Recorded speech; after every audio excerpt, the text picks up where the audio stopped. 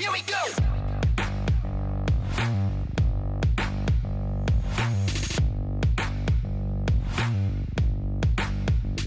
Here we go.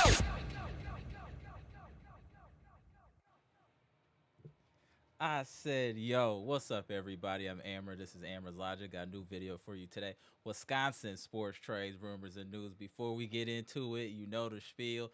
Comment, like, subscribe, and share this electrifying content with the people. What's up, Bucks Nation? What's up, Packers Nation? What's up, Brewers Nation? What's up, Wisconsin Nation? Let's go! Finally! We gonna get into it. We gonna get into everything, but first and foremost, shout out to friends and family.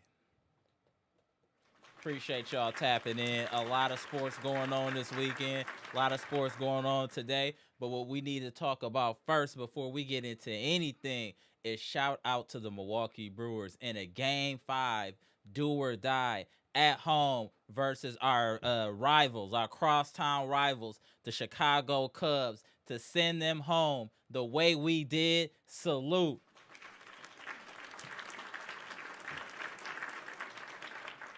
When they started off with that homer, I was a little shook. I was like, "Oh wow, what is going on here?" But the Brewers came back. They showed great discipline and great heart. I kept some notes.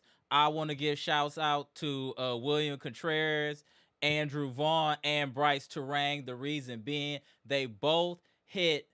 They all three hit home runs with 2 outs, and the Miz came in, gave us 4 strong innings. The bullpen locked down, and we only allowed 1 run. I mean, what else is there to say? I think the Brewers need to get over this hump.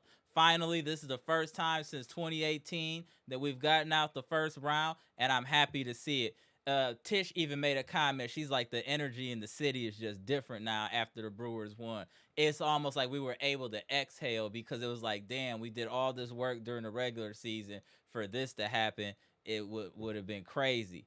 But for them to show that heart and to win the way they did, I mean, Saturday was electric. You could just feel the energy in the city after the win. Even now, it just feel like something greater is headed. The Brewers are headed for. I'm really excited to see them against the Dodgers. I know a lot of people gonna pick the Dodgers because they're the Dodgers, but I believe in this Brewers team. Now that they've gotten out the first round officially, I'm on the bandwagon. Let's go, Brewers. I know that now that y'all kind of got the monkey off y'all back, y'all should be all gas, no brakes on the Dodgers. Shout out to the Brewers. A lot of heart shown by the Brewers. A lot of heart. It was a couple times they choked it up a little bit when we had the bases loaded twice, I believe. It couldn't drive any runs in, but then vice versa. The Cubs had a few people on base against us, and we were able to hold it down. So the Brewers just showed a lot of heart. They showed championship type of heart and grit. So I want to give them their credit, because I was nervous. I was like, damn, here we go again after you lost 2 straight down to Chicago. But you showed why you needed home field advantage, and you took advantage of it. So I want to give a big shout out to the Brewers. This is big. I don't know if y'all understand how big this is for the city, for the Brewers to have the record they did and to advance in the playoffs. Y'all just don't know. I mean, Wisconsin is 3-0. Bucks winning, Packers won, Brewers won. We got the internet on lock this weekend. What?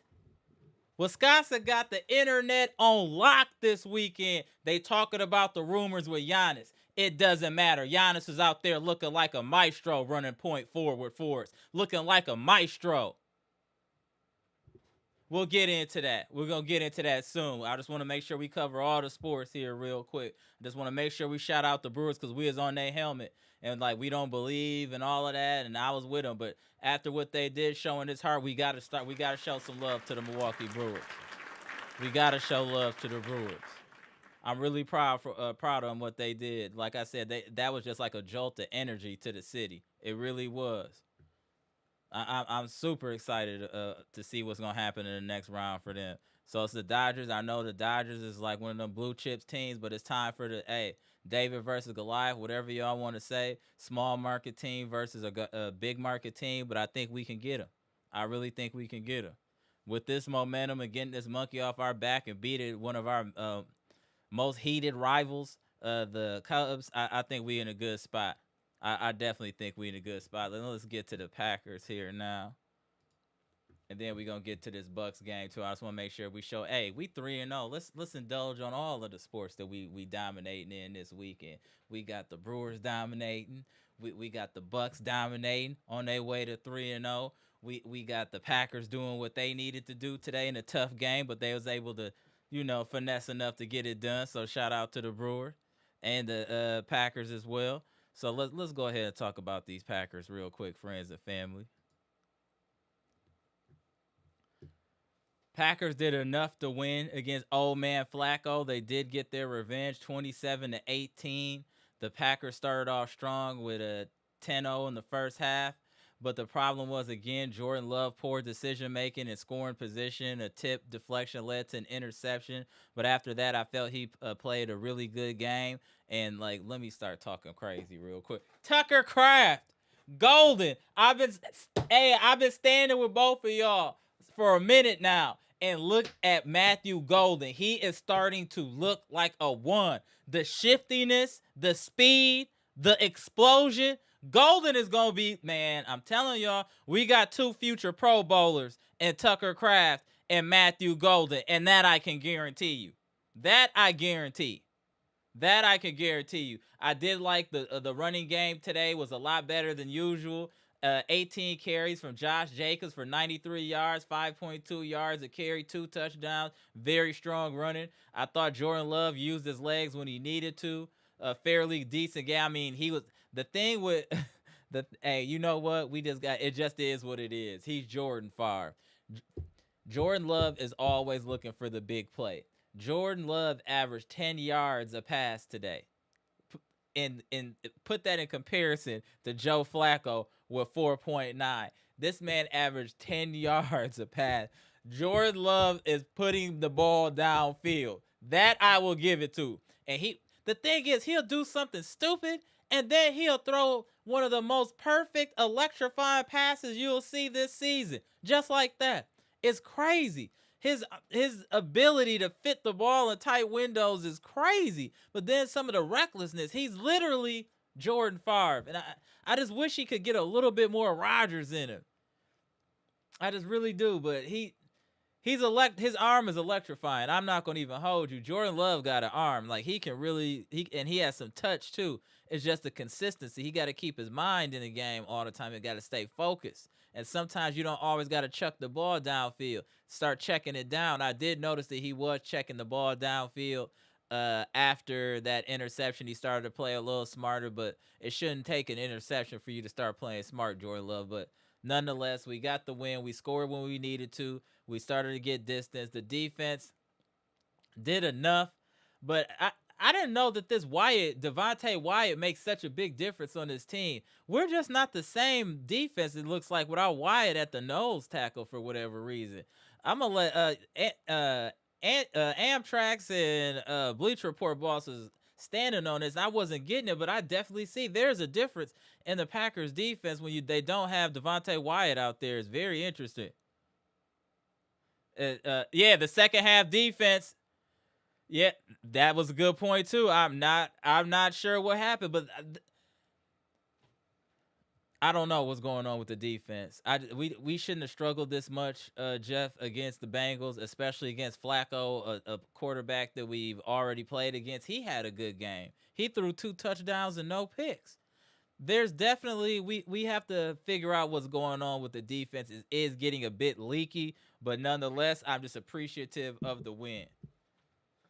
But I mean, man, it's not like he played bad. Joe Flacco, 29-45, 219, 2 touchdowns. Jamar Chase, 10 catches, 94 yards, a touch.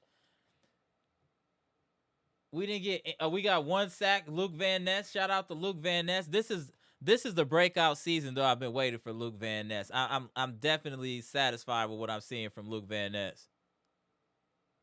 Hey, I see y'all talking about Mark Sears too. He's legit, but we were saying that when we drafted him, that the only reason he got drafted that low is because of his height. His skill set is undeniable. I see y'all in the chat. Salute. I see y'all. Yeah, the defense is just not getting the pass rush that we once did, and I just hope that it's just due to injuries. And also, on a positive note, I did see Christian Watson on the sideline. Hopefully he'll be back soon. He'll definitely help us offensively to stretch the field and make and open some running lanes for Josh Jacobs. I really feel like teams are just really stacking the box and against the run against the Packers because they don't think any of our receivers can take the top off. But I do think now that Matthew Golden is going to make them think a little bit now because he definitely got some speed and quick twitch muscles, 100%. Before we get into the Packers, let's see the Bucks. Let's go see who's in the building real quick. Then we're going to get into these Bucks too and talk these Packers and talk these Brewers. We're going to see where the night takes us and where the comment section takes us.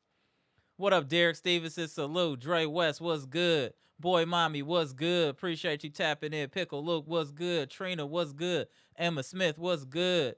Appreciate you tapping in. Queens of the chat in here early. D-Code 123, what's good? Robert Brooks, what's good? Appreciate you tapping in. BKC in the building. Brandon King Carter. Eric Payne, good to see you, bro. Milwaukee Ray, good to see you. Salute. Appreciate y'all tapping in. Mr. Cole in the building, the living legend. Good to see you, sir. See who else up in here. Francis, what's good? Big 49, what's good? Bucks number 1, what's good? Jeff Riley in the building. Mr. 414, what's good? Appreciate you. It's been a minute. Yes, sir. Appreciate you popping in. Greg Delaney in the building. What's good? Ryan Love. Carrie, what's good? It's been a minute. What up, Carrie? Hey, Queens of the chat up in here. Heavy tonight. Salute to y'all. Monalando, what's good? Shout out to Canada. Good to see the people back. AB in the building. What's good? Good to see you in the building, bro. Bleacher Report boss, I see you. Let's talk this Wisco sports. Let's talk this 3-0 talk. What up, David Jonas? Good to see you. Been a minute. Uncle Mike, what's good?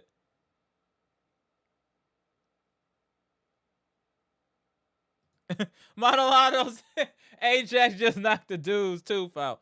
He gonna be knocking tooth out of overseas in a minute.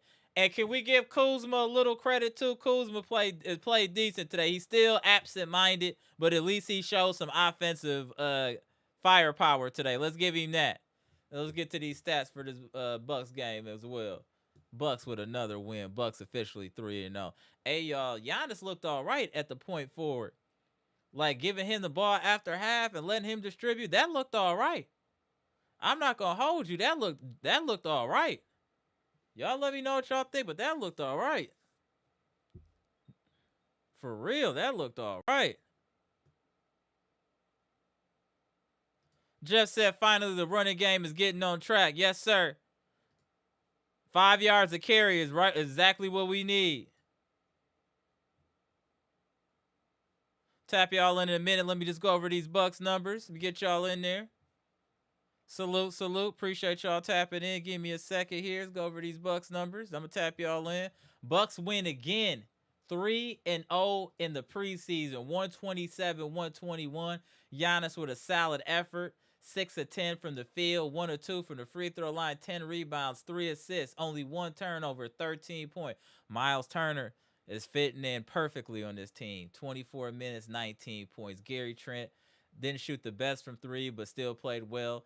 13 points. Kevin Porter Jr. played solid, 7 points. AJ Green, 11 points. Torian Prince gave us good minutes, 6 points. Bobby Portis, 5. Kuzma, 19 points. And then, Ryan Rollins redemption, 14 points. I mean, we played well. 48% from the field, 41% from the three-point line. I can't be mad. Considering 11 turnovers for the game isn't bad.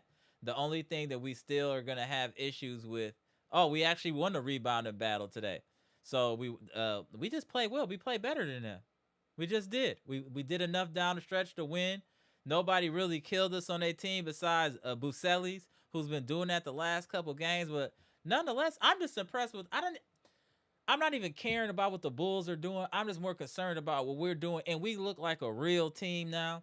Yes, we're going to have some miscommunications and things are going to happen, but what I'm saying is this team looks like they have an identity. They look like they want to play with pace. They look like now Giannis is going to be the point forward. They look like they have things set up now. There is at least looking like some form of unity. There's looking like some form of identity coming. So I want to give Doc Rivers his credit. Maybe the whole thing for Doc Rivers wasn't that he was a bad coach. Maybe he just had bad players, respectfully. Or not, I don't want to say bad players, that's harsh. He didn't have the players that fit what he was trying to implement.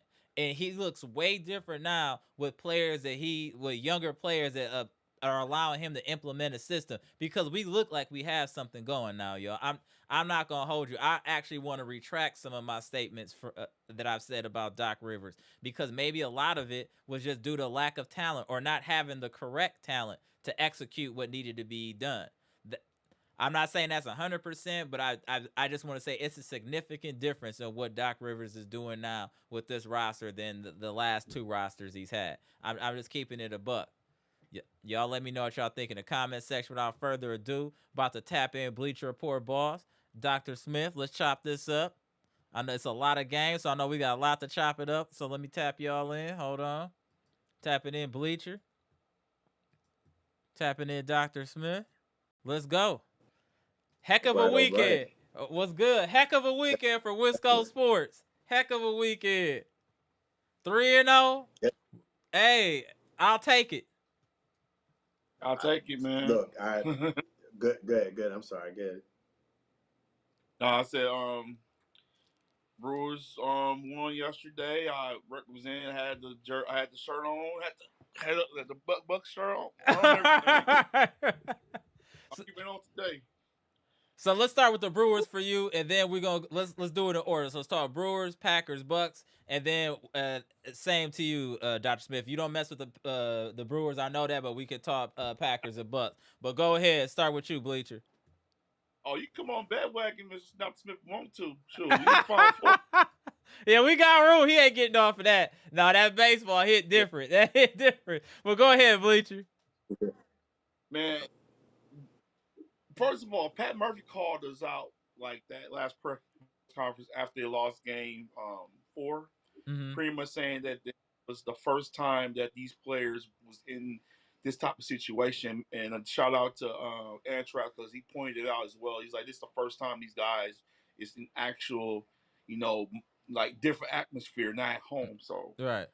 it, I got a couple of stats for you to know. Did you know that in that game, 2 rookies was dominant in this game? Mizrowski and I think another and Charlie, I think it was Clark or Charlie. Antrax knows the other guy's name. He did the 6th and 7th inning. He had Ashby pitched for 1 inning, and then he got one person out. They took him out. But the main part was they had to get through the first inning, because they kept giving last 2 games they gave up some points in the first. Right. So I'm happy that they had they did a bold move. They had their closer come in the first inning. So that was never done before. That was something out of the box. They did that. Miz came in the game in the second. He went 4 straight innings. He gave up 1 homer. Yeah. After he fastball, it was down in the way. It was where it's supposed to be at. He still hit it out. Like, all right, start using this breaking ball. So he started using breaking balls, and it was really hard for everybody else to get hold of him. But he was on like a couple days rest, so he only had like 4 innings in him at least, and he did a great job. So it was just the pitching staff did a great job, which is going to be the key for the Brewers to win against this hard hitting team, the Dodgers. Because if you don't have pitching, you ain't gonna win nothing. You gonna get killed out there. So I mean, probably Brandon Williams probably is not going to be in this. This is not going to be in this series, so they're going to have to move guys around and use that, that age, and use the rookies again. But I believe in this team. I don't know how to explain it. I was there a couple weeks ago for my birthday, and that atmosphere, you felt like you there. Even the energy now, that's what I was saying. Even Tish was saying it, kind of like, man, it just feels different in the city now. I know it's just getting out of the first round, but it's such a sigh of relief for the city that we're finally moving on for the first time since 2018. It's just a big deal. You know what I'm saying? It's really just a big deal. Yeah, to me, we're playing with house money at this point. I really don't play house money, because the Dodgers Like, what's up, bud? Hey, What's up? Amtrak. What up, Amtrak? What up? Right. All right, me spot the pound. What's good? I want to hear you guys say, bro. Go ahead. Go ahead. We gonna get a little. We gotta get. Hey, these are real. Hey, our brewer. Hey, and this brewer content right here. We gotta let the brewer dudes talk real quick. Go ahead, Amtrak. Then we go get Yeah, to it, Dr. Smith. We gotta let the for brewer. sure. Hey, we Yeah, gotta let the yeah. brewers get What's their up, bars off. everybody? What up? What up? So what's your I rundown? What's think your I rundown? froze. Oh no, there you go. You back. You back. Oh, hold on. He can't. All right. Damn, Amtrak. All right, come tap back in. I don't know what's going on with the internet down there. Tap back in though. But No, but let's move. Let's move to the Packers until Amtrak's come back. So what you think about the Packer game? Then we'll go to Dr. Smith. Then go to the Bucks. all right, for the Packers, I'm gonna take my head off of this, man. This defense, this defense needs to stop it, man. Like they let Joe Flacco look like Tom Brady out there today. He just like 4 days rest. This man just got to another team, He just don't had even know the on the playbook. phone. Don't even know the plays. They, Nothing. he's slinging the ball down the field. I'm sitting here, I'm like, I was telling my family, I'm like, this guy just got there and he's throwing the ball to Mark Chase, T. Higgins, and like ain't nothing like, oh yeah, you go right here, you go right here, I got you, go right there. He had a I'm clean like, where's the game. 2 touchdowns in a clean game. and but like Antrak already said, he said Devontae Wyatt, and I knew what we was talking about because it takes an anchor to get the pressure, and just no matter what they did, Flacco had that ball out quick. As soon as he hiked the ball, it was like 2 seconds. Oh no, see, go away or get your target quickly. But it was like they was playing off the receivers too much. Guys want to turn around. Guys someone tackling. I just I mean, the The Packers defenses lucky that looks like they're regressing. It can't just be Wyatt. The defense just looks like it's regressing to an extent. That's just my personal opinion. They look like they're regressing. all right, you That go ahead, man. I got some. Go ahead, man. we will go Packers real quick. Go. It's on you, Dr. Smith. Then we'll go to you, Amtrak, for both. Well, first and foremost, salute to the panel. Salute to the panel. I'm all for you guys having your Brewers, right? I'm not as into baseball as I used to be. Right. When I do follow, I kind of fall in with my family, and I'm a Yankees fan Right. without. So I mean, this is the time the Brewers definitely need to stand up and celebrate it. As far Right. as the Packers, I agree 100% with what you just said. I think that the defense is beginning slowly, not majorly, but Right. slowly to regress a little bit. I think today it was frustrating to not get pressure on the quarterback without having to send a blitz. And then when they sent the blitz, this dude found the open receiver every single time.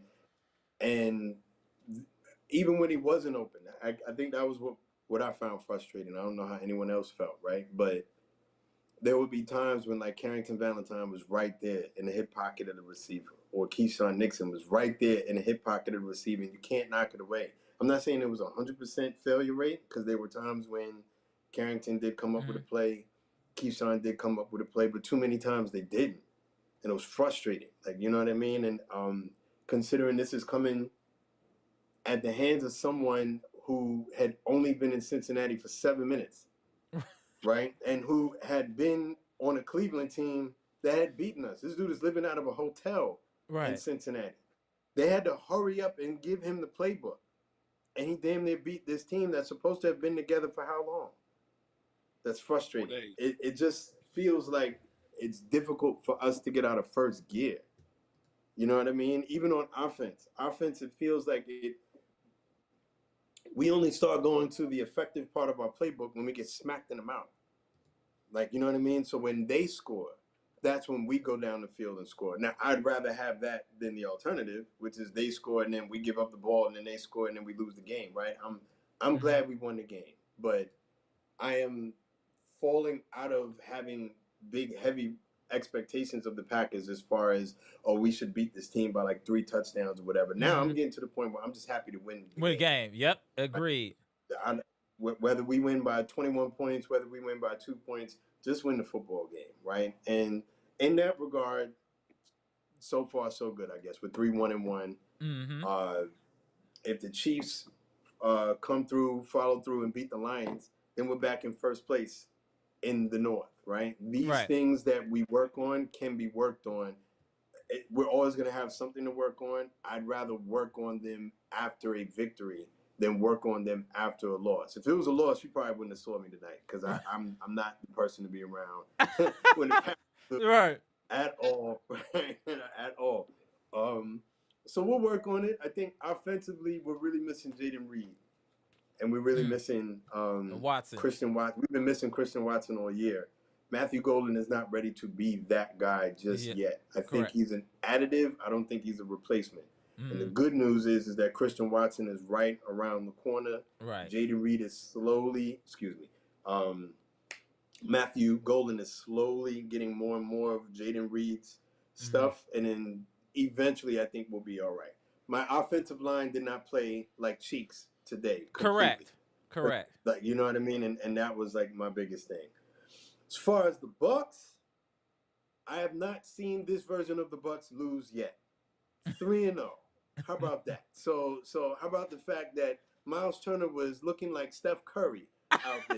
How about the fact that seemingly Gary Trent Jr. was one of two, like 50%, like it was one of two, like AJ Green was one of two, right? It just seemed like if they shot the ball twice, they were going to knock it down at least one of those times. What I really, really love about this Bucks team is that we have been able to sustain a faster pace without losing control, right? You can play faster, but are you going to be completely helter-skelter and out of control? And the only person that seems like he's on the verge, well, two people who seem like they're on the verge of doing that is my point guard sometimes, right? Kevin Porter Jr. with some of the stuff that you like, some of the stuff that he does, but he's not out of control.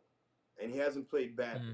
It just seems like he's, you know what I mean? Just reining your handles just a little bit, please. Make it just a little bit cleaner. And there was one play where we had Kyle Kuzma do his normal, just launch himself at the basket without a real plan of what's going to happen. Like he's just jumping in the general direction of the basket and whatever. But even he did not play terribly. I have to give big props to Taurean Prince. I think Taurean Prince has played much better in these first couple of games, just my opinion, than what I saw of him last year, because he was in the doghouse for me, right? I think Jericho Sims is concerning, right? Because he's not doing what I need him to do. But the good news is, and I don't know how you guys feel about this, but do you think that he's outplayed Pete Nance? Because I don't. No. I think Pete Nance is much better than he is. No. I don't think that's close. I don't know. Pete Nance athleticism might be lack of athleticism might be holding back, but I would prefer. It's not like if I say Jericho Sims on a scale of 1 to 10 as far as athleticism is concerned. If I say he's an 8, I say Pete Nance is a 6.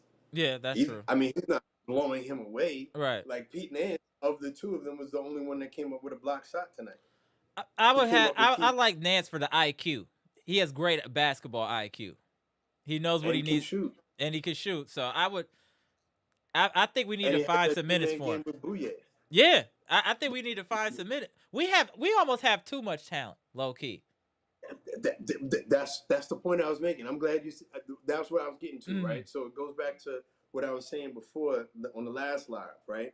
Doc Rivers said we could have the deepest team in the league. We may not have the most over the head talent, right? But as far as the deepest team, and to that I said, prove it. Because if that's the case, we should not lose any of these preseason games. And I'm so competitive.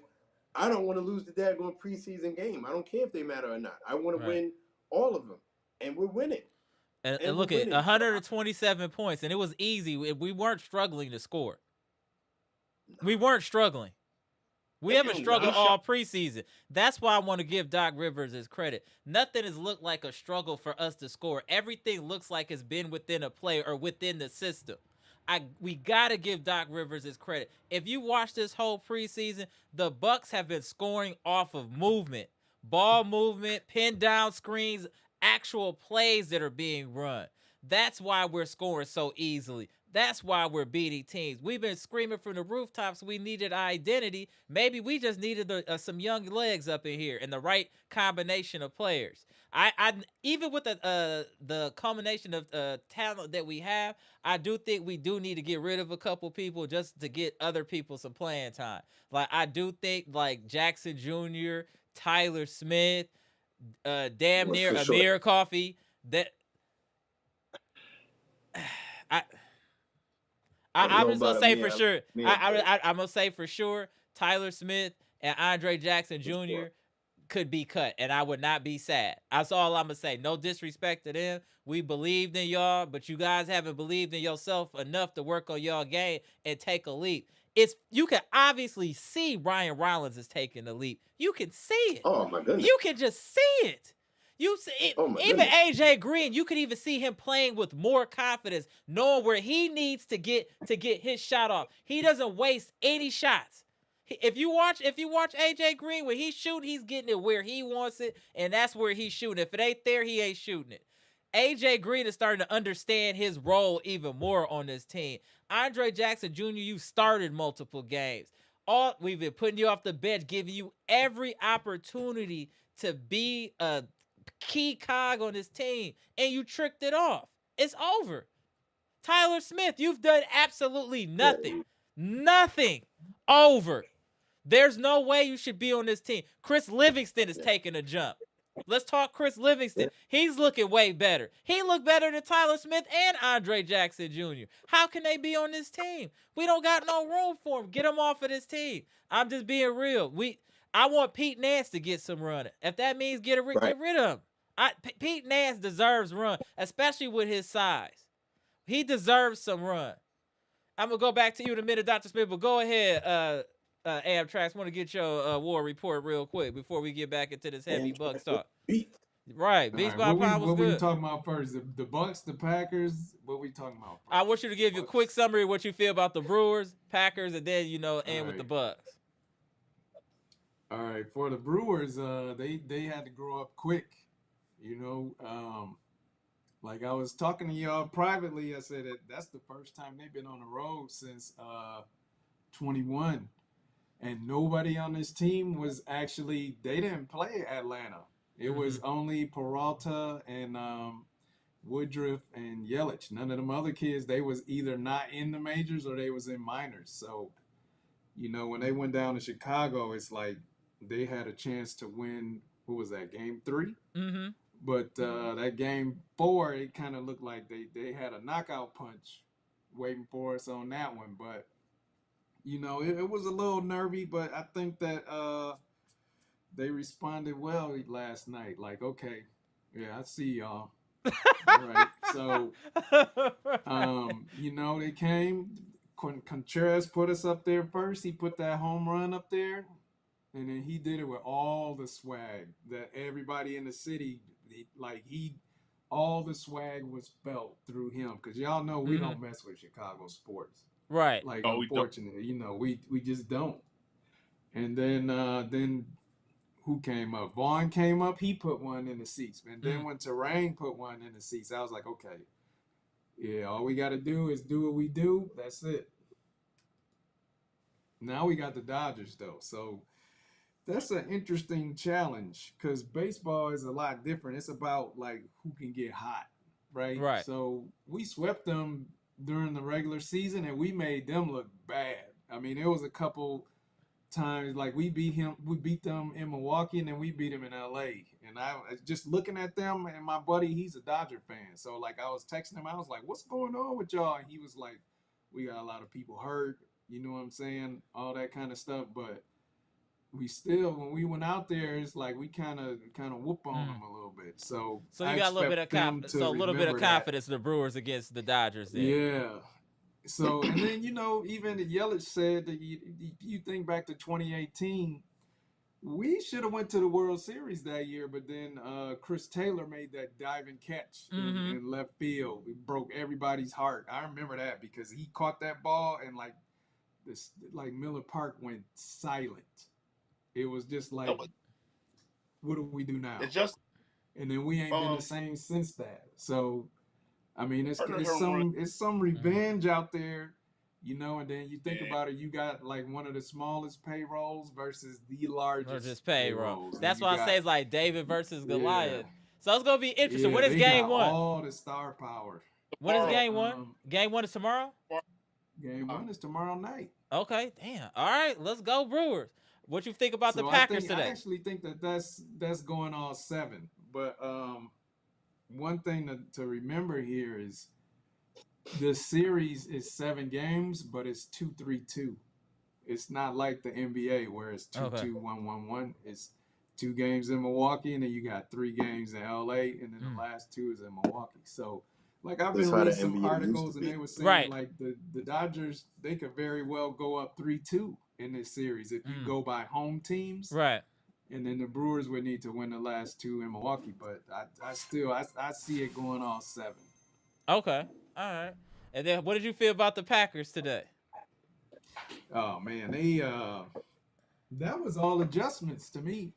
Okay. So in the first half, Cincinnati couldn't do nothing, Mm-hmm. True. and I think that they game planned against the Packers' reputation because they had a lot of runs that tried to go outside.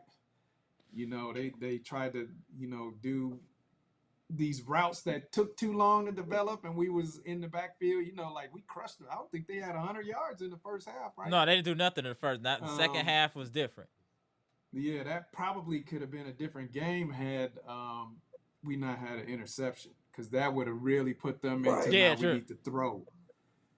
But then that second half, it's like I said, I was like, it looked like somebody told them, they don't got Devontae Wyatt out there. Let's run right up the middle. Right. And Right. then they started running right up the middle, and we couldn't stop it. So then we had to bring more people in the box, and then that exposed Nixon and Valentine. But I don't even want to say they got exposed There's no because pass rush. there They're holding there their was a man too couple long. passes Yeah. where Nixon was like right there, and he threw the ball like Right right there. through Yeah. his arm. Like it was like 2 or 3 of them like that. It's like I don't know how you have better coverage than that without it being pass interference. So it was a couple throws that if he would have maybe he would have turned around or it was unlucky or something, but that game was probably closer than it should have been. But I see Van Ness got hurt, so now we got to worry about him. But What? I didn't know that. He got hurt? Yeah, when did that happened? happen? yeah, I he didn't got see it. carted off. Yeah, he's got to have after an he sacked, MRI. yeah. He Uh, finally Yeah, was so doing something. Finally doing something. yeah, so but I think the thing with Parsons, because it's like he's there and he has gravity, but when you don't have that push up the middle, you can just double him. Like I Yeah. seen plenty, like they had 2 linemen on Parsons, and then the running back would hit him, the tight end was hitting him. You know what I mean? Yeah, But we when don't you got no got push all from your somewhere. guys, Yeah, we're not getting yeah, no like when push. we got that push up the middle, and you got a double Wyatt, now you can't double Parsons and Gary, and that's Mm. how they were getting home before. Like He just like dropping when gems Duke here, went out of y'all. the game against Dallas, that whole game flipped. Mm-hmm. Yeah, that's true. Very true. Very true. Nah, Ant. What about these Bucks? Then we'll go back to you, Dr. Smith, and then you, Bleacher. What about these Bucks? What you think of? Are you excited? How are you feeling? And who should be cut? Yeah, I haven't really been studying them yet, but Uh, just peeking in on them. Like I'll watch like some of the first halves right. and stuff. I see the difference. I see the foot speed.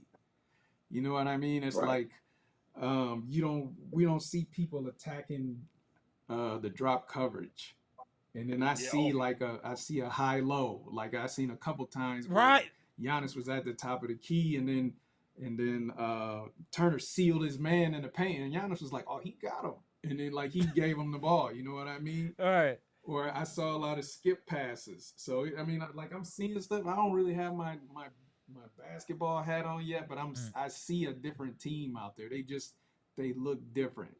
They don't look like slow bucks. No, I agree. So, but I mean, as far as like the 3 cats that you mentioned, I always say that the summer league tells no lies. So when you don't snap in summer league, is you probably not gonna snap. Like Beauchamp had Right. every opportunity to snap Right. in Right. summer league and he never did.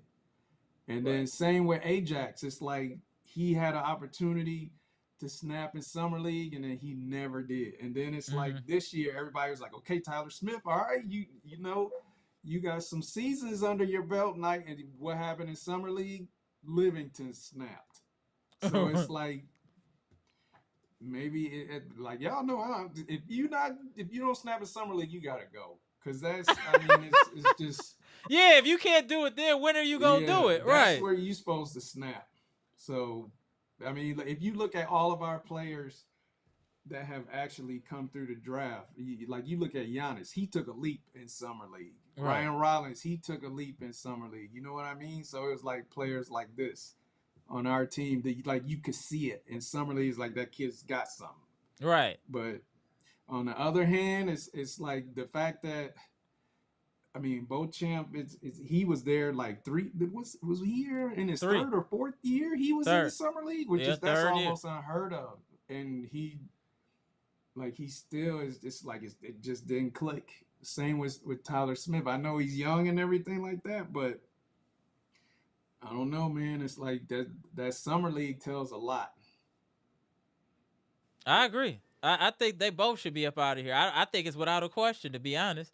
You have to earn your spot. You can't get sympathy and be on a team. You have to show Right. something. We've given enough sympathy to Andre Jackson Jr. and Tyler Smith, but they haven't produced anything. Like you said, where's the leap? Even a little leap, I would be happy with. But there's been no growth. They're on a treadmill, Yeah, that literally running in place. the kid, what's his name? Yeah, booyah. I like him. Yeah, He played well in summer league. So it's like That's what I I was mean saying you before. can see who should get some run. It's just based off summer league. I know a lot of people like that's no, summer you're league. right though. No, it's like no that you can see who is like who is gonna get some time. And so I don't know.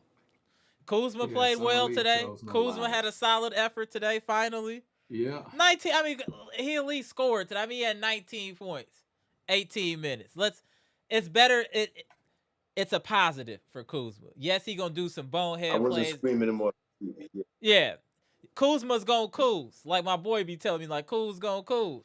You know what I'm saying? You Yeah. gotta take that. That just is what it is. You just hope that the Kuzing is at a minimum. You know what I'm saying? That's all He you can. looked like he looks like he's doing what he does though. You know what I Right. mean? Where I don't think even he said it. He was like last year he wasn't. That was the first time he had to be like a catch and shoot type guy. Mm-hmm. But and his game is more like slashing and going to the basket and all that kind of stuff. And I think that there must have been some conversation between him and the coaching staff because like when he came off the bench, he was directing people from what I saw, and he was getting into the paint and he was doing like the stuff that we saw him do in Washington. So I think that he should have a big year. Oh, I agree. I agree. Now, see, I was talking about Amir Coffee, and I seen a couple people in the comment section. I'm gonna go with you first, Bleacher, then to you, Dr. Smith, and then you. And is Amir Coffee a fit right? Does he look like he should be on this team? I mean, like, I'm just asking. I just haven't seen anything. I've seen Cole Anthony what he can do. I'm like, okay, I understand. I just haven't seen anything from Coffee. I know it's I don't just think it's preseason. I don't think it's enough time right now for him because right now, like we all been saying, it's not really no time to mess around. And we just got Kuzma and Cole. I like a lot. I think he's gonna be creating Mm-hmm. more shots. That we've been asked for his teams to create more shots, not just having Giannis do it all the time. And see a couple of these guys are gonna do it. KBJ and I think the guy that really should be praised for how he wasn't even in the summer league this year was AJ Green. He's Mm-hmm. going to be doing more this year as well. So it's just I'm looking for him. Look forward to him. It's just thinking about this offense the way that it was running in the second and third quarter. I'm like, man, I I'm can't wait to surprised. see I'm surprised none of y'all are commenting on Point Giannis. I thought he looked good. Point Giannis, as far as initiating the offense, I was. He looked all right to me. Yeah, That's but what we we saw expect. that when Dame was out, so Mhm. we know he was capable. But I mean, he We know really we. made smart decisions though. Like his Oh yeah. IQ looked higher than normal. This is how you go You get know his what? I MVP would this year. not be shocked if he is trying to average a triple double on Oh, the he low. told he's gonna try to do it 100%. Yeah. 100%. He's gonna get 100%. an MVP this year. No, yeah. It's He going for it not. 100%. If we know or not in this one, it just be a shove the haters up. We've been talking all that season about the start. We at this point we ain't trying to talk about none of that stuff right now. We want to talk about the team that's going to try to go make a run. You got the tools. You see what's going on the last couple of games. They're faster. They're running down the court. You see a defense in the face. Like as soon as I saw that, yeah, I ain't see drop covers. They like in their Right. face. You see him like trees, and they're like, okay, we got something right here. Right. Hold on 1 second. WFSO, we feel you, bro. But Tyler Smith that had his time, bro. You can't sit here playing with people, bro. Like we got roster spots. We trying to keep Giannis. We don't got time to be waiting. You either show some or you don't, bro. He ain't showing nothing, fam. It just is get what it is. Yeah, he get just it. yeah, Yeah. that's just what it is. Dr. Smith, on you. What do you think of the 3-guard lineup and then with Giannis at point? How are you feeling Well, about it? well, let me go back a little bit to what you were saying about Amir Coffey, right? Because Mm-hmm. I was actually looking at our roster, right? So right now, as it stands, we have 21 people on the team, right? Obviously, we have to cut that down. Mm-hmm. Typically, what a team carries about 15 people. Yep. I would say that we need to carry up 15 people, especially if we're going to play this style of Mm-hmm. basketball, right? Because I think for us to win, and what I've liked about us is that it's we're going to be led by Giannis. It's obviously going to be he's going to be the centerpiece. He would be the centerpiece regardless of whatever system we were running. But I think this system that we're running, and this is what I said on a previous live, is less player dependent and more system dependent. We play the same style of basketball whether Giannis is on the court or not. Giannis is just coming in and being the engine when he's on the court, but when he's not on the court, it's the same system. You know what I mean? And so I'm saying that to say this, right? If we're going to play a higher tempo style of basketball and we can't obviously make the mistakes that our margin of error is very small. Correct. Right? And we have to play very up-tempo basketball. So we're going to need all 15 people, right? So I said that to say this, right? I'm looking at the team. You just tell me yes or no, whether they should stay on the team or not. Giannis, obviously, yes. Thanasis, yes, because if you want to keep Giannis, Right. Thanasis is going to be, right? Cole Anthony, that's a yes, I'm thinking. Yes. For Cole Anthony. Yeah, I'm just go down the all right. Jamari Bouye on the team, on the 15. I How don't you know on feel the about that? 15. I don't know on I the think he 15. might be. Can't you carry like 3 people and keep some of them inactive? Yeah, Is that how something you like can that. do? Yeah, something like that. Or Yeah, like, yeah, he needs to be on the team in some shape or form. yeah. But he's your question mark then. So Yeah, far, one question.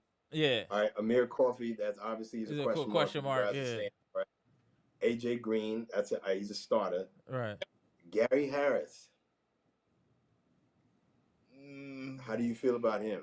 I don't even know. Want me We to seen. jump in? Hey, look at I don't I think Tig. he don't think makes the I've team. seen him play yet. Like He played by the last. time I've turned, I watched the games early. So if he's playing late, I haven't seen him. He didn't play nice tonight. Mhm. He played better in the second game. The first game, he was just pure cheeks. If it were up to me, he's not making the squad. Cheeks, right? That's just my opinion, right? He played better in the second game. He didn't play at all this game. Super cheeks in the first game, right? Andre Jackson. I think that the consensus was that Andre doesn't make the squad, right? Correct. And I think what's crazy is that I think this is probably the best that I've seen Ajax.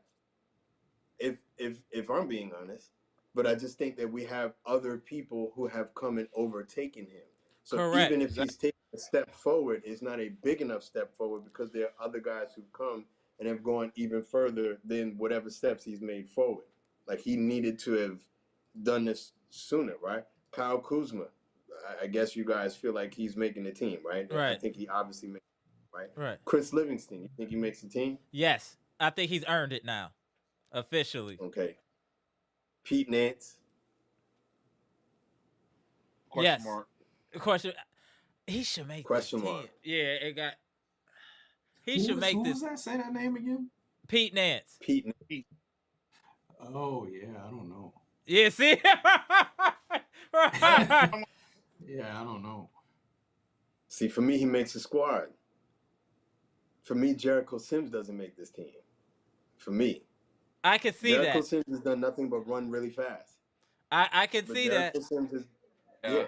I look, there should be no, if we're saying that there are no legacy spots on this team, right? That you just automatically get it because you were a fan favorite before. He was one of my favorite players last year.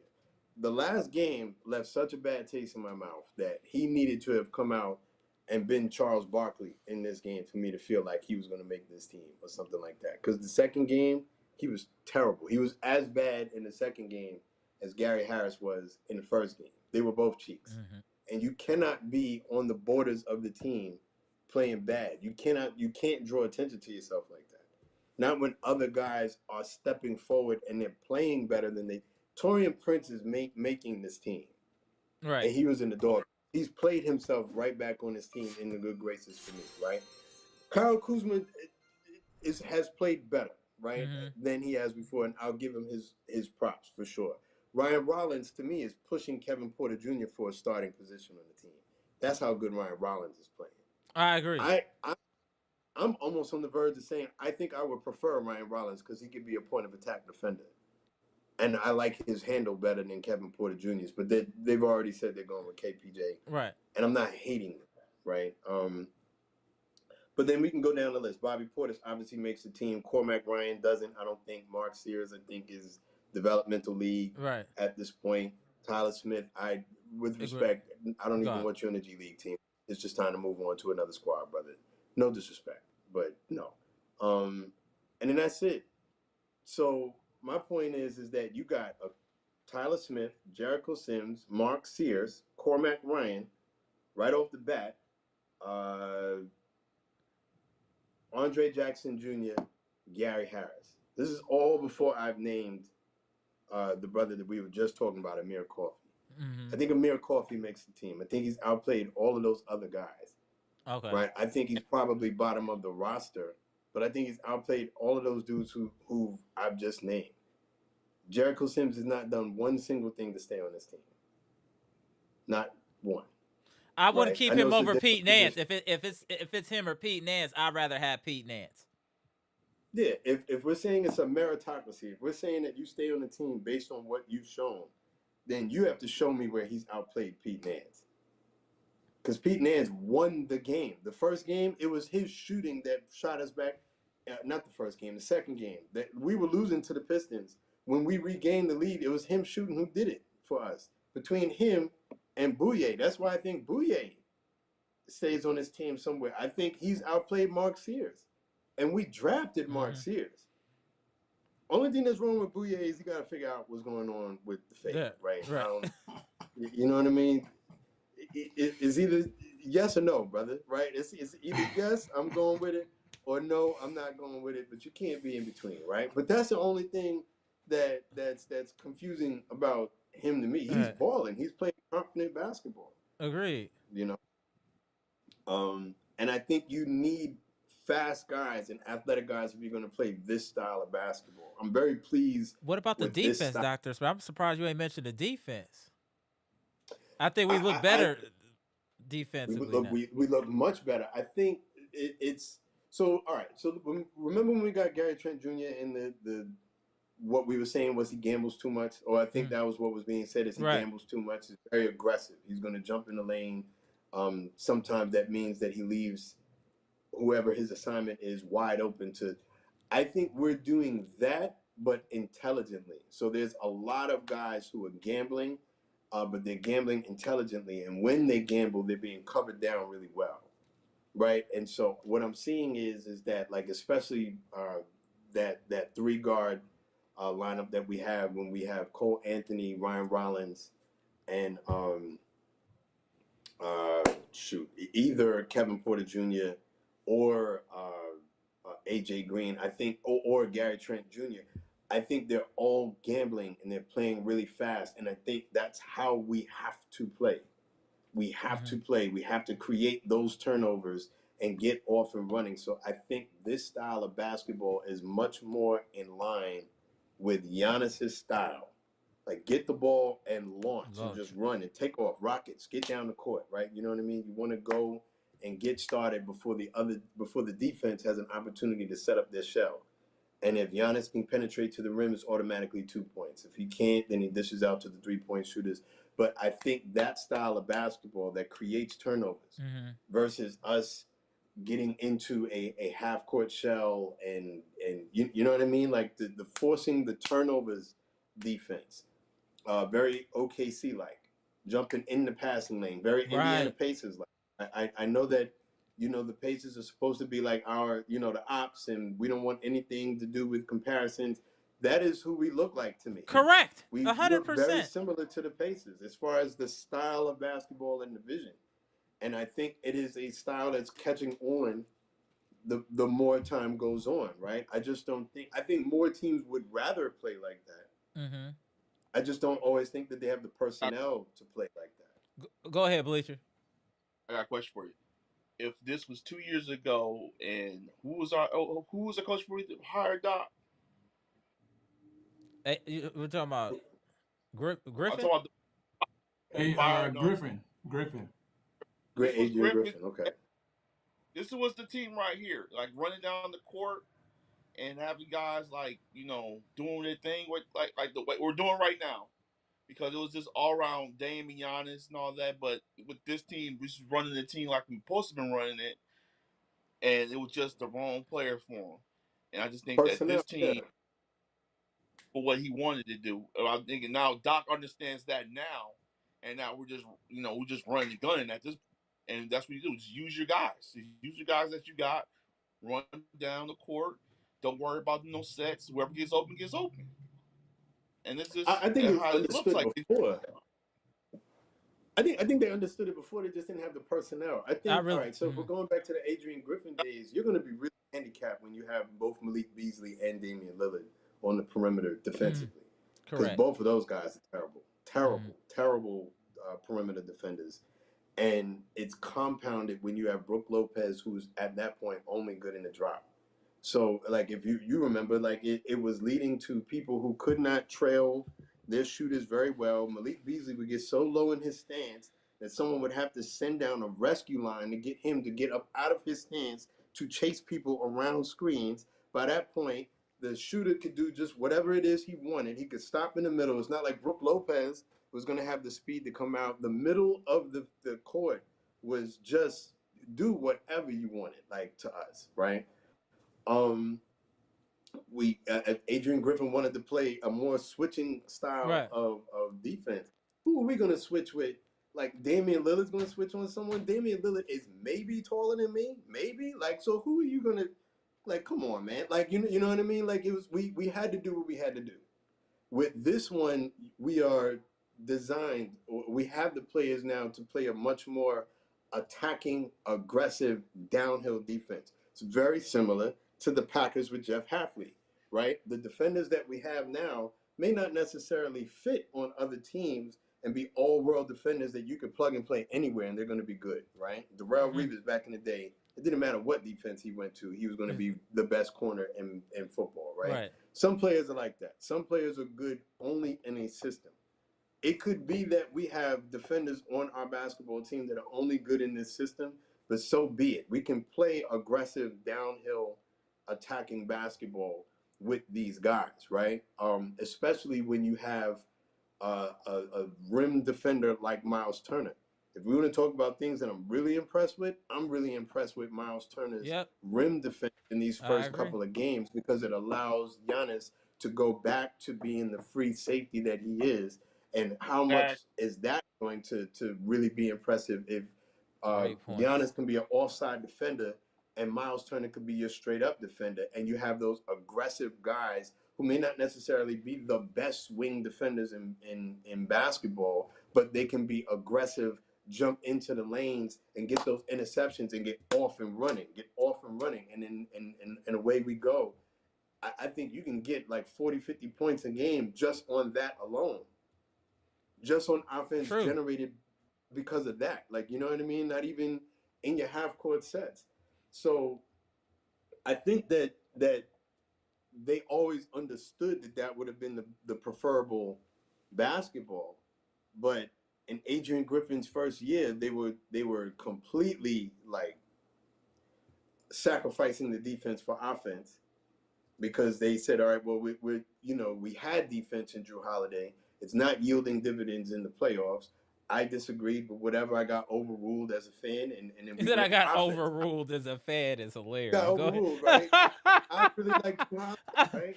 I don't. I think that you move on from Drew Holiday if you have someone like a Damian Lillard, right? I don't think that you go two offensive guys like Malik Beasley and Damian Lillard with a Brook Lopez at that point. It's too much. Like you needed balance. I Right. think that was our problem. And I don't think that Adrian Griffin was probably a people person either. And I think he just came and rubbed people wrong.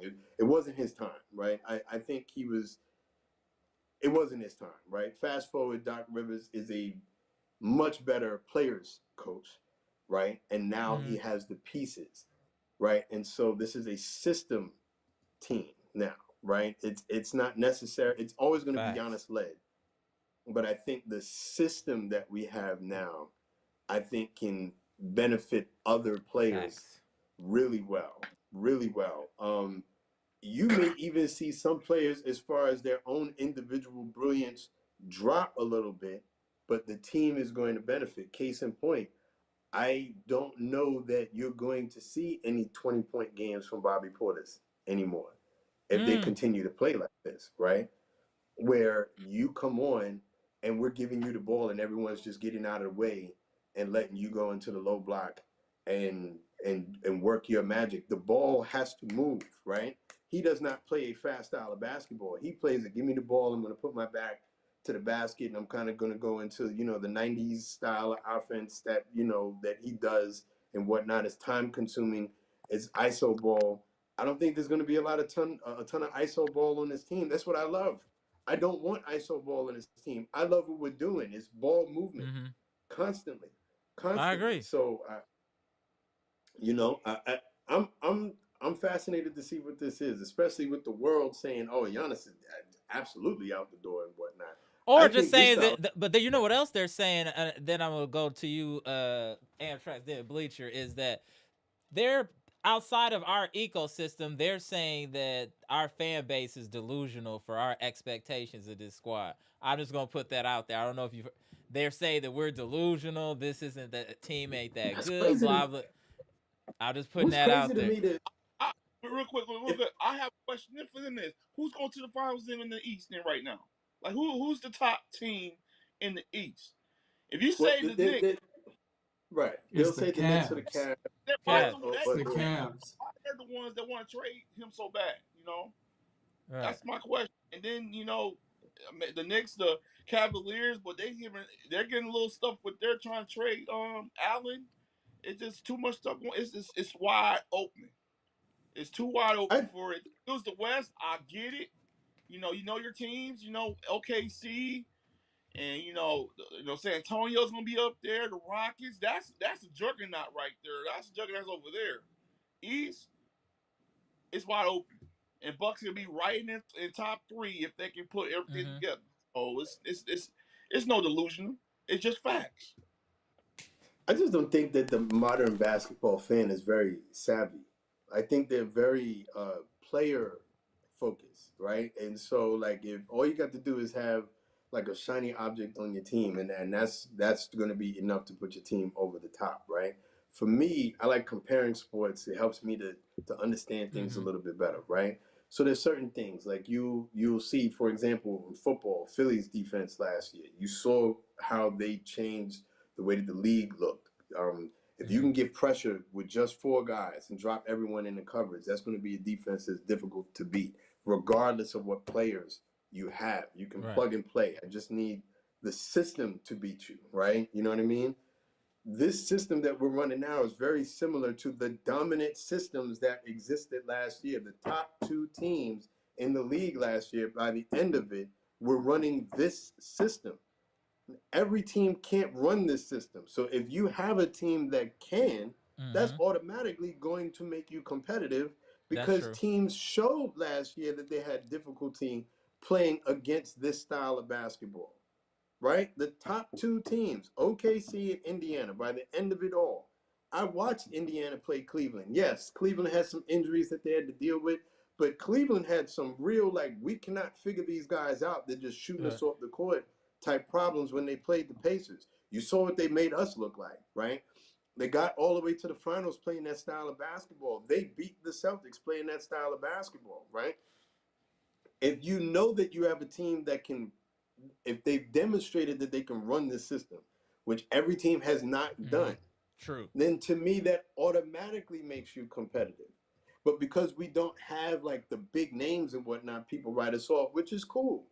Which is cool because I'm not the one for the script writing and the chip on your shoulder and the kind of, because I think Script sometimes writing. people manufacture that and they make bigger things out of nothing. But this year, oh, for sure, they are absolutely crapping all over the Bucks, and I think that the Bucks, their style of basketball beats a lot of these teams in the Right. Eastern Conference. I'm not sold on these. I'm not sold on the Pistons. I'm not. I know that Cade Cunningham is going to be a troublemaker in the league. I'm not sold on the rest of that team. I'm not saying they're cheeks, but don't tell me that just because they won 30 more games, and so what? They didn't play us 30 times. We swept them last year. Mm-hmm. Struggling, we swept them last year. True. I'm not sold on the Pistons. I'm not sold on the Hawks. I'm not sold on the Magic. The Knicks are going to be trouble, and until we beat them, they have my respect. But the Celtics are a non-factor. I'm sorry, to no strays, they're non-factor. ENT. Right? And I think Cleveland, I think we fought them last year with our previous style Right. of basketball. Tooth and nail. Play Tooth us and nail. now Right. with this style of basketball. And I'm a style that beat them. It wasn't the players that beat them. It was the scheme that beat Cleveland last year. For the Pacers scheme. The one very similar to the one we're running now.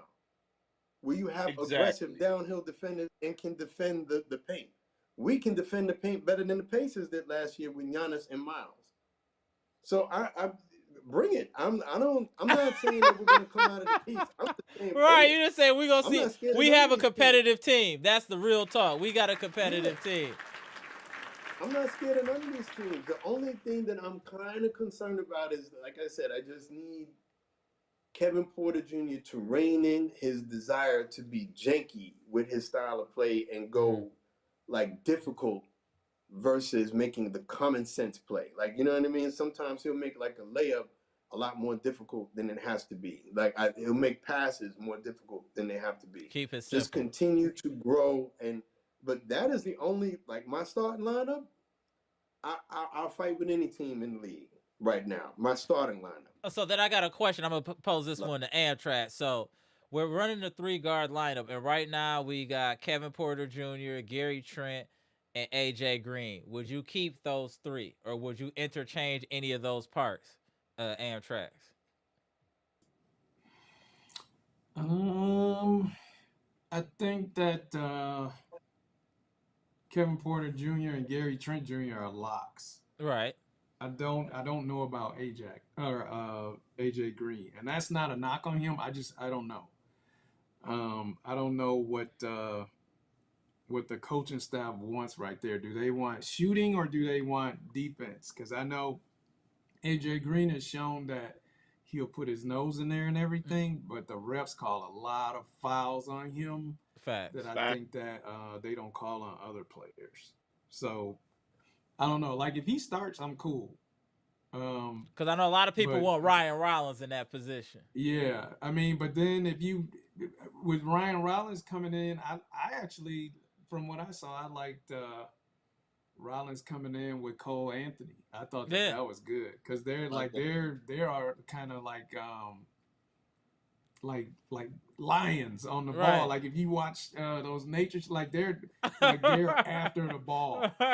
Like I've seen the defensive aggressiveness when they're both in the game, and I think that that is cool. But yeah, I don't know. Like I said, I don't know. That's the only spot that I don't know is a lock is the who is outside of Gary Trent KPJ, Giannis, and Turner. I don't know who that other person is, but if it's AJ Green, I'm cool. I agree. I'm not mad at it being AJ Green. Same question to you, Bleacher, then Dr. Smith. Go ahead, Bleacher. Do you think Um, that AJ Green is a lock there? Not necessarily. I think it'd be supposed to be like a platoon between him and Rollins. I mean, just I mean, Depending on the team, maybe you think it'll be situational. Rollins played on the bum shoulder the whole season, pretty much. Now he got that fixed. We don't know what level he can go to or how high he can go. So it just I think see a platoon between those guys. I don't see a lock between AJ Green being in that position, but like Antrax said, you get Cole Anthony back there, and then you got Rollins back there. They both can play some good defense. So just it be matchup wise, my opinion. It won't be just oh we need scoring. It just be like whoever the better matchup and just how they feel. Because it look like you said, AJ Green get a foul call like every 5 seconds if they. Mm-hmm. It just I don't. I wish he get more respect, but he has to earn that more from actual officials. But I mean, otherwise, I just a platoon. That'll be my answer. What about you, Dr. Smith? Do you think that it's situational I, with no, fluid? I think AJ Green is his spot to lose. I think he punishes you too much on the three. Yeah. So right now, and as much as I like Ryan Rollins, and for me, it's not as important who starts because they're all going to get their minutes, right? That I think that their rotations. I think for Giannis, I want a more punishing 3-point shooter with Giannis on the floor, Mm-hmm. and I think between Giannis giving him the options of either AJ Green or Gary Trent Jr., having them either on either side of his periphery, I think is too it's too good offensively when we get broken down into our half court sets. I think that he does enough defensively. I do like what I've seen from him as far as his jump. I think he's gotten stronger. I think I he's agree. gotten a little bit more brick, like you know what I mean. So he's a little bit more difficult to move.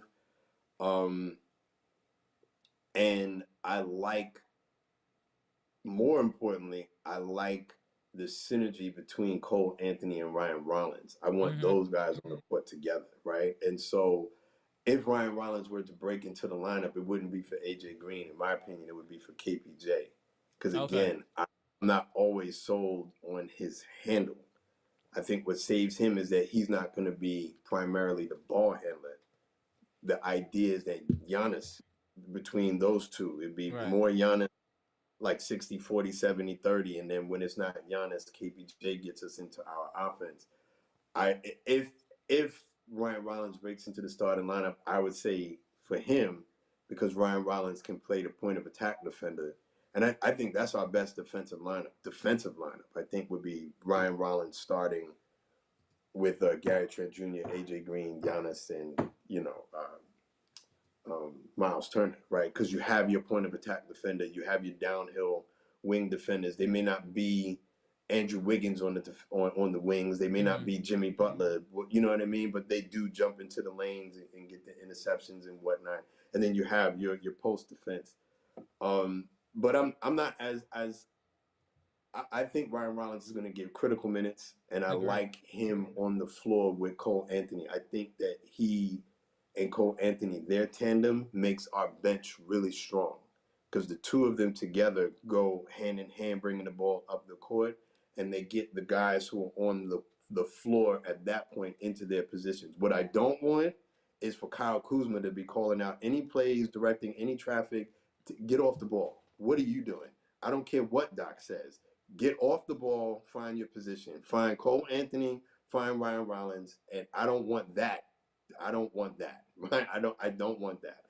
I think Cole Anthony and Ryan Rollins directing makes Kyle Kuzma look good. When he's looked good Mm-hmm. is when they found him slashing to the rim. Where Kyle Kuzma has looked bad is when he's doing all of what are you stop.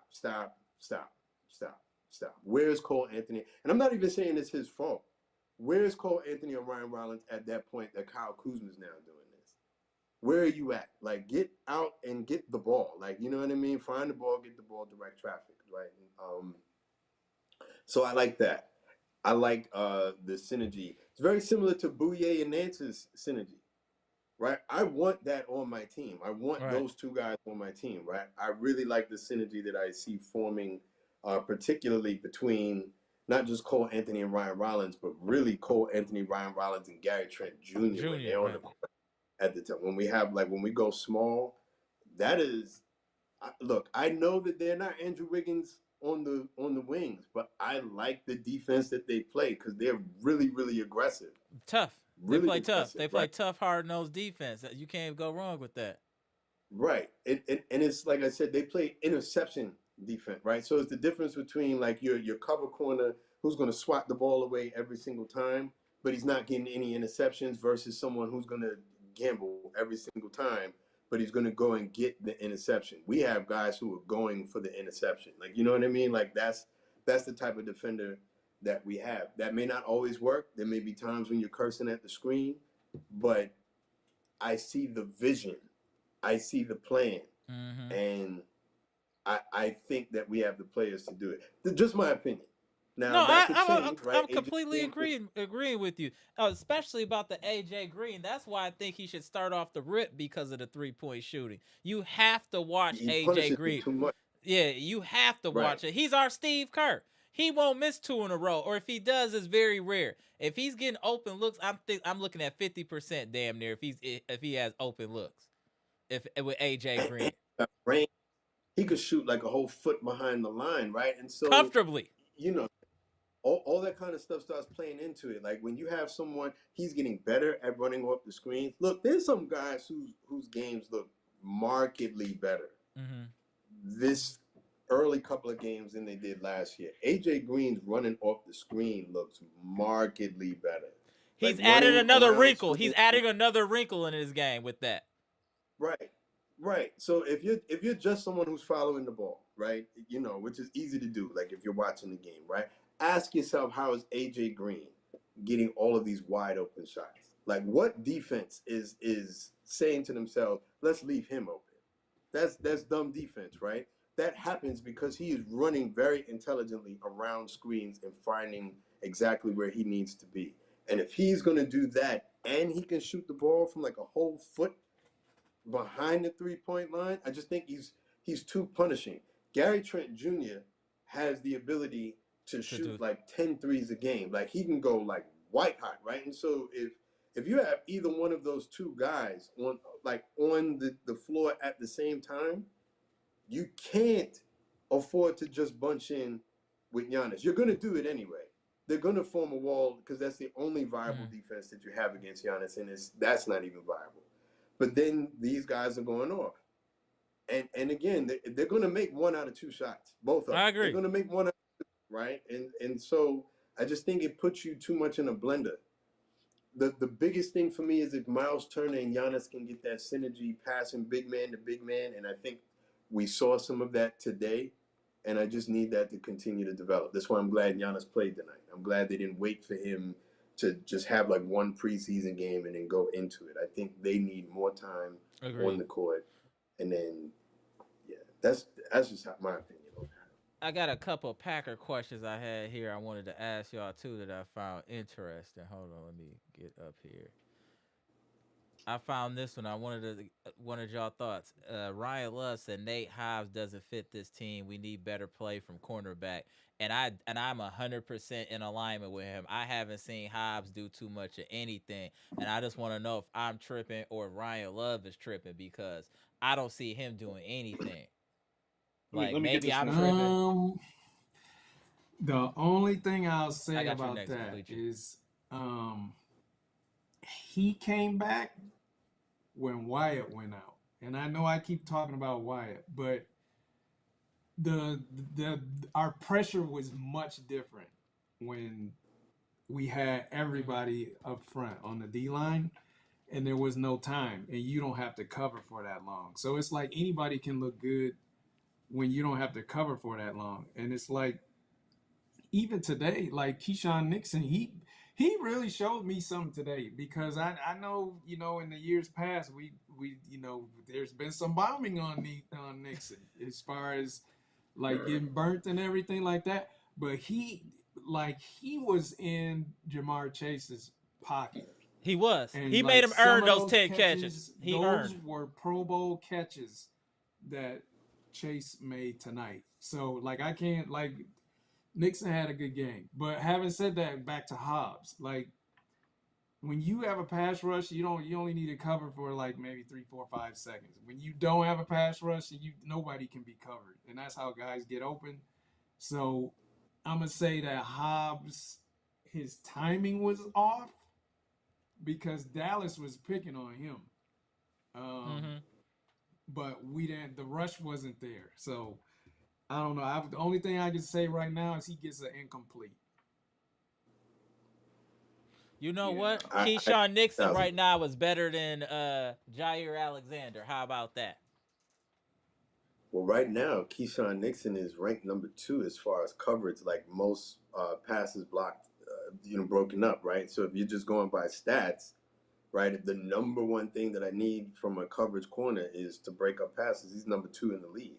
Still an early season, but he's number 2 in the league, right? I just think that it's similar to what I was making, the point that I was making before about the type of defense that we could play now for the Bucks, right? Right player, right system, right? Everyone is not going to be interchangeable with every system. I Mm-hmm. think those are your best defenders. Some defenders are situational.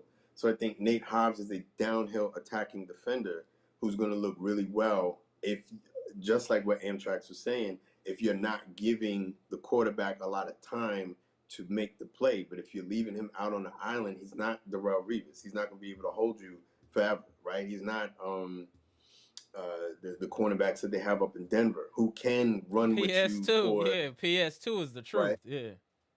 You know what I'm saying? Like, who can run for an extended period of time, but their natural tendencies to, not just cover but to jump routes, right, and be aggressive, and sometimes that can uh, be to your detriment, right? You could do that too much and get burnt, right? These are the cornerbacks that would fall into that category, right? These are very aggressive, maybe Mm-hmm. in another system, too aggressive. But in this system, they're just right. They're perfect. I need that level of aggression because if we can get to the quarterback, those passes are going to come right where you're going to be jumping anyway, right? And so in another system, you might not look as good. In this system, you're perfect. But you move one piece out of it, and now I look bad. That you see what I'm saying? So No, I that's think a. that's kind of where Nick Mm-hmm. Hobbs falls into. No, I That agree that's with you. my No, I agree with you, but they're also saying like when you said one piece is moved, like Amtrak is saying to Devontae White. Now they're saying Halfley's playing conservative because you can't get aggressive because he doesn't trust the corners in one-on-one coverage. So it puts well. I Halfley in a think you situation saw it too. like I think you saw it right in the second half. Like we're always going to be in a bad place if we got to start sending like 6 people at the quarterback to Yeah. get pressure. And that's what we did. And that was like I was just that is the beginning of the end of of a defense. Mm. It's just that Cincinnati didn't have enough time to really punish us doing that because that only became a problem in this particular game in like the second half when we couldn't get pressure like we tried earlier. Mm-hmm. So again, it's going to have to come back to getting pressure with the front 4, and Devontae Wyatt was a big part of that. Lucas Van Ness got a sack, but apparently he got carted off. I didn't even know that happened, Yeah, he right? went out in the third quarter. Right, it was after he So got that that is sack. extremely frustrating. So we're going to need Rashaan Gary to put the S on his test now. Right. You know what I mean? You have to go a little bit above and beyond. And if that falls in line, then Nate Hobbs looks better doing what it is he does on the back end. And then it's not just Nate Hobbs. I would say the cornerback that looks the worst out of all of them who gets playing time is Carrington Tim Valentine for me Valentine. Yep, right now. I agree. He's getting Yep. burnt. Like, if we're talking about Dallas games and someone being targeted, he was targeted all the time. They had a Yeah. target on him moving, right? We need all of those guys to step up. It's going to be very similar to the Bucks, right? I think that with the style, with the guys that we have now, them jumping the lane the way that Gary Trent likes to do, gambling and whatnot. And there was a play, I don't know if you guys watched it, right? Where Gary Trent stole the ball after swiping at it like 3 or 4 times at about Oh yeah, half I saw court. that. I saw That's that. his style of basketball, Mm-hmm. right? You know what I mean? On another team, if he loses that exchange, then you leave your defense completely naked, right? But he got the ball. He went down. You know, he doesn't have super high level athleticism, so he's not going to go down the court and dunk it, right? But he missed the layup. There was another player right there to finish it. Yep. We are so aggressive, right? And so it fits. It doesn't just fit Giannis' style of basketball. Like I said, it fits a lot of these guys' style of basketball. That's what I'm excited about. I'm excited about this team playing this style of defense against some of these other squads and seeing what that does, because it's going to make a lot of teams uncomfortable, right? I Which agree. is something that we could not do before. Brooke Lopez was just like, he bring you your shoes, your slippers, the newspaper. Like, he made you so comfortable playing defense. The only way that he looked good is if you were somehow goofy enough to play into his hands and without allow yourself to get blocked by him, right? This team does not let anyone get comfortable. So if you are a shaky ball handler, we are getting the turnover. Like, if you are Kevin Porter Jr. or the equivalent for another team, we're getting the turnover. We're going to undress you. You're going to have somebody else bring the ball up the court, right? You know what I mean? So that's why I need KPJ to not be that on our team. I think that I think he may get targeted at some point. But Giannis is going to be bringing the ball up the court anyway. So I just think it's, you know what I mean? And you can't do that to Giannis. Whatever you could do to KBJ, you for sure can't do that to Giannis. You mess Facts. Giannis 2 strides. Giannis is not just 2 strides past you. Giannis is 2 strides and he's at the basket. You know what I mean? So it's, you know, No, you know. that's 100. I'm just really excited about both where these teams are headed. I know that the Packers didn't look maybe the best, but I think they're headed in the right direction. I saw the running game working today. We saw the rise of Matthew Golden. This was his best game of the year so far, and how he was being used. Brewers headed in the right direction, going to get going to LA to handle their business. They'll win out there. They're gonna get a game out there too. I feel like we can beat the Dodgers. And then we got the Bucks. Yeah, They're the undefeated. Packers just need to get healthy. Yeah, healthy. I agree. And then the Bucks. We just got to figure out who we gonna cut. That's the Bucks' hardest decision is before the season starts. Is who they getting rid of. To be honest, Yeah, otherwise you I'm wouldn't cool want me. with the team. I'm cool with the You team. wouldn't want me doing it. There's a bunch of people who would be like, "Oh, this guy, right? You do not want me. I don't care how much money they pay Gary Harris.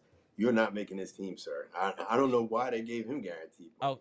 He Moose is said not Van Ness guaranteed. has a foot injury. Coach doesn't think anything is broken. Salute, Okay. Moose. Yeah, he's All right. having Appreciate an that. MRI tomorrow. Okay, so he should be straight. So I mean, So, 3-0. I just think people are really underestimating the Bucks and how this team is going They to are. look. I really think they're underestimating. I'm not saying we're a spitting image of Indiana. We're a different kind of version of what they were, and I think we can go on a run too if we catch people at the right time. It's all about coming into playoffs hot and healthy. Look at what was Indiana's demise? Health. They was the healthiest team until Ultimately, they weren't. they went They to were the 7 healthiest games. team until they weren't. Right. They went to 7 games. That's as close to winning as you can get without winning. And Correct. again, they were playing very similar styles of basketball. They were It's mirror that image. system. They were mirror image. That's why it went seven Right. It's games. that. Yeah, and that to me, like I said, I don't find the modern basketball audience to be nearly as intelligent as the modern football audience. I don't know if it's like fantasy football, but some of these guys, they talk like they could be coaches. There's all kind of Mhm. coaching clinic YouTube videos when it comes to football, basketball. Some of these dudes and some of the things that they say and some of the things that come out of their mouths. Oh my gosh, like and I look, it's cool. It's cool. It's cool. If you don't know what you're talking about, just get a front row seat and watch. You sure Some of it's these cool guys, though? You sure it's cool? I call them like it is. Some of you guys, and I'm talking about people with platforms. There are people with platforms who are just not. You're not a smart basketball fan at all. Like, have you ever played basketball? Have you been an assistant coach anywhere? Like, where's your basketball acumen for you to be talking, like speaking on the game? Like, really, like some of these guys, some of the things that they say are just stupid basketball fans. But it's cool. I'm not saying that we are like It's better to top be 20. under the radar than for high expectations. I'll say that. It's a lot easier to be under the radar, so I'm not mad at that. But I'm definitely excited. We got one more preseason game, and then the official season starts October 22nd for the Bucks. That game is against OKC. No, our first game is against Washington. No, the last preseason. Yeah, game. probably that last preseason game. Yeah, is against OKC. Correct. So you I figure believe that's the at home. closest you'll get. That's the closest you should get to a regular season game because you got a week off before that. So I know like people, they try to not play people or whatever, but I think that you actually have to play people because that's the last shot you got. You know what I mean? Right. Like they No, might that's get a true. whole half. But yeah, and Yeah, that's that'll what be I've Thursday normally at seen in home. the That should be. preseason. I gotta check. Yeah, I think Thursday's a home game, but I won't be able to make that. I gotta take my daughter to swim class. But I There you definitely go. would try to. Yeah. But yeah, I'm just waiting for the season to start. I really think the Bucks about to hit the ground running. I really do, and I also hope the Chiefs could continue to beat Detroit because that would help us I out was a just great about deal. to say. I didn't want to interrupt you, especially if you was talking about Florida. That's more important, right? But I was about to say, low key, Chiefs are winning by 10, and Right. they have the ball 1st and 10 on the Detroit's 15. Yeah, that game is They up. were right back in first place. How about that? With the Packers playing janky football, and we'll still be in first place in our division. Correct, So, and we could get it together. you know, Like Amtrak said, it's really health for the Packers. It's always been health with the Packers though. All these Wisconsin teams, damn it, man. Yeah, I think it's Christian always Watson a health. great too, right? Because I think you have that over the top. That's another thing that I think we're missing is that down the field consistent threat. So you have that over the top threat. I think that opens up a lot more things. I think if you have to consistently be cognizant of the deep threat, then it opens up even more things underneath. And I think at that point, Josh Jacobs can get even more, right, than what he's been getting. Right? So for me, MVP of the offense is Josh Jacobs because they're loading up the box and he's still getting his. He's the best player that we have on offense right now. Agreed. You know what I mean? He could be in the MVP conversation right now. Yeah, he got like 5 touchdowns already, 5 or 6, something like that. He should. He's our best player, right? In my opinion, he's our best player right now. I still think Xavier McKinney is our best player. I just don't think that he's had the opportunity to show it right this year. But I think Josh Jacobs is playing the best football out of all of our guys right now. They're loading the box and he's still getting it. Correct. Right? I agree. No. Love it. Let's get last words. Let's start with you, Bleacher. You said Bleacher, let's start with you, then we go end with Air Tracks. Go ahead, Bleacher. Well, we'll start out with the Brewers. They did a great job, stepping up, won this game. And now we're tomorrow going to go against the big mighty Dodgers, and I'll be rooting for them. I'll be watching every game. I'm gonna make sure I be there for them. And for the Bucks, I just want them to just figure out what they want to do. We'll keep it running. Like I said, they're gonna be a team nobody really want to talk about. They're gonna have to it's gonna be a point they're gonna have to talk about it because they just talk about it for the wrong reasons. But once they up and running, they're gonna have to talk about it, and you're like, oh, well, they're just doing their thing. Like, yeah, whatever. But then for the Packers, it's just their health, and they need to figure something out with that. I hope Wyatt is going to be okay the next couple of weeks because it's going to be on the road. They're going to play. But luckily, playing the Cardinals, that's not really going to have Kyle Murray for next week because of his foot injury. Brissett looked okay. Played okay, but I'm just saying, I think we can play them okay. And then we face Pittsburgh. That's going to be a big game Sunday night. So that's going to be against Aaron Rodgers. So that's going to be another, pass the torch. Right. And then Pittsburgh is playing well too right now, so they're dangerous. And that's not going to be an easy game. So we're going to see what we can do next couple of weeks. But other than that, man, Wisconsin sports, that's what it is. Besides the Badgers, because they just are booty right now. Oh, it's a wrap for Straight them. Yeah, yeah, it's a wrap for them. All right, so you Amtrak's. Yeah, I agree with Daniel. The Brewers, all they got to do is win their home games. That's Yeah, it. that's it. Don't give up one at home. Right. That's it. It's straight. Yeah, Hey, that's all gas, no brakes from Amtrak's. Go yeah. ahead, bro. Just all win gas, no all your home brakes. games. You go to the World Series. That's it, right? Um, yeah, that's it. And then And then I mean that's how we beat the Cubs. Look at it, 3-2. We had 3 home games. They had 2 out.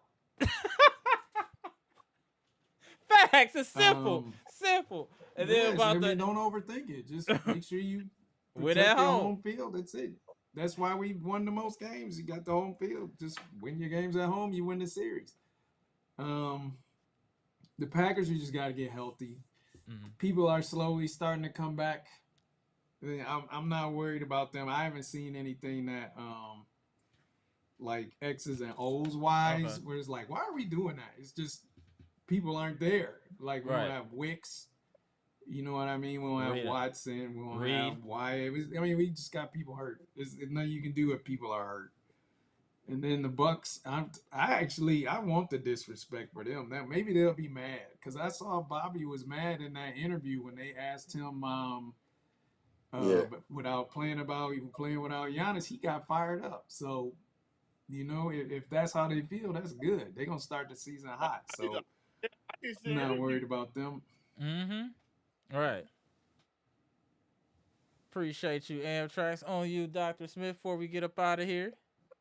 I just feel like building off of Amtrak's point, like usually when teams start talking about the disrespect, I think they just, a lot of the times when people do that, you're manufacturing something to be pissed off at so that you can Mm-hmm. kind of find your focus and whatever. I mean, it's transparent. Whatever you got to do to play top-notch basketball. I don't think that the Bucks have to manufacture anything. I think the disrespect is out of control. I think that, right.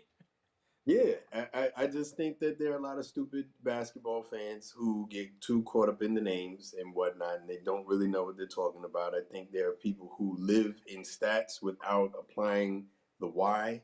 So Mm-hmm. it's stats without context, and they use stats without context to try and make their points. And just people just don't really know basketball as well as they should, who have very loud platforms. This is not me saying that the Bucks are going to win a championship, but I definitely think that a team that can play the style of basketball that was dominant last year is going to be a lot more difficult to beat than people are giving credit for, especially if their number one player is still in the prime of his career, right? Mm-hmm. Facts.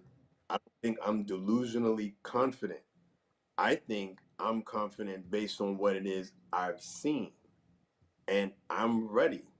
I'm ready as far as the Bucks is concerned. Please, by all means, have us down as double digit underdogs in every game we play. I like that the disrespect is there.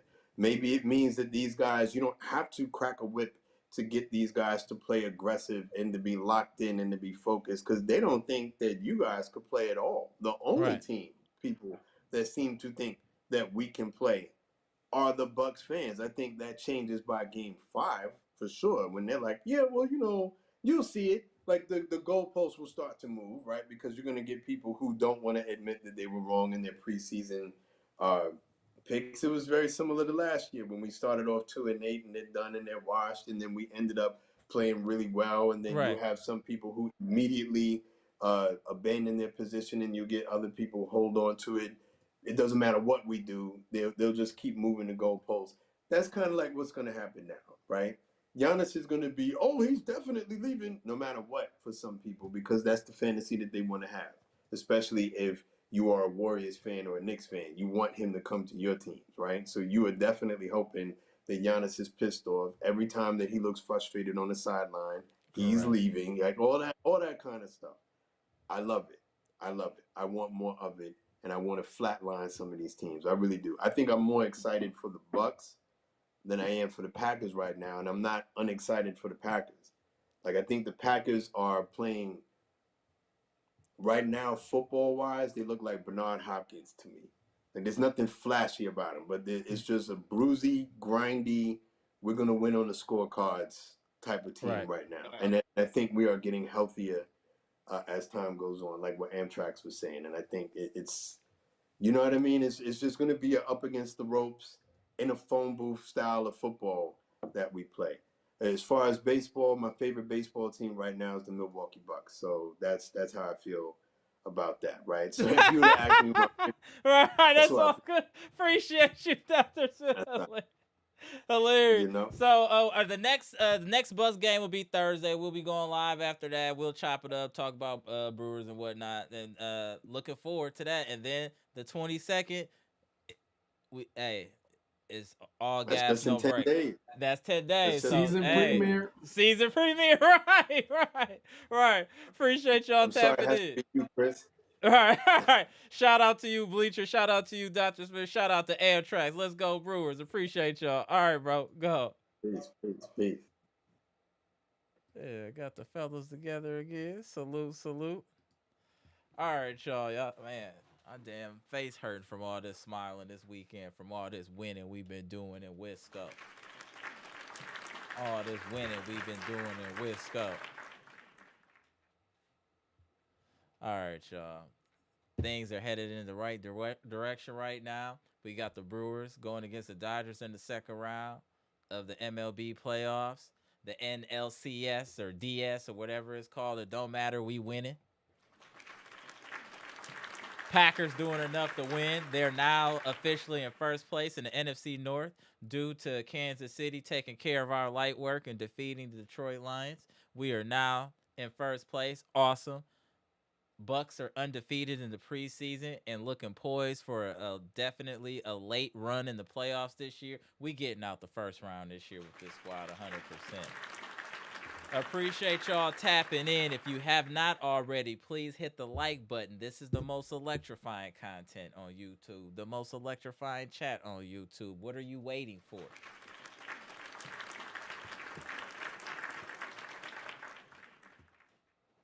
Comment, like, subscribe, and share the electrifying content. Wisco, professional sports, 3-0 this weekend. Get ready. We're about to get it cracking. Damn, I can't wait till the season starts. I am so charged for this Buck season because of all the hate and all this slick talk, all this Giannis talk, all this Shams. I wish I could slide Shams' jaws.